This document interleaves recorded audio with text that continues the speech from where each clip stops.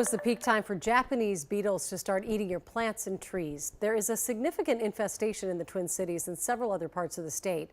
Tonight, Ian Russell takes a look at the problem and what you can do to get rid of them. Ian?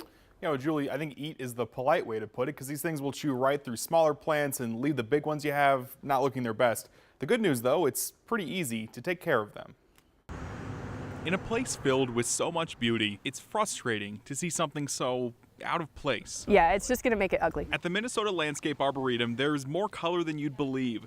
Pinks and reds and everything in between, and a little bit of copper. Yeah, that's it. That's creating an annoying problem. Checking these trees to see if we have any beetles on them today. Annie Claude is the manager of interpretation at the Arboretum, always keeping an eye on the leaves. Got a dead tree right there, but that's not from the beetles.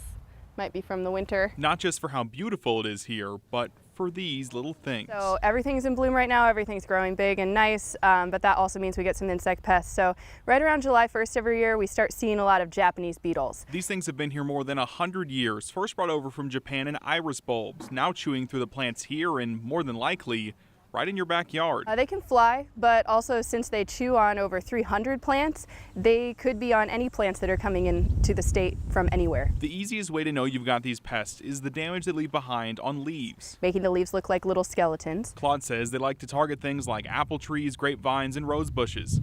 And for those bigger plants, these guys likely won't kill them, just make them a little more ugly. Yeah, they're not going to kill a tree. They're basically just going to make the leaves really unsightly.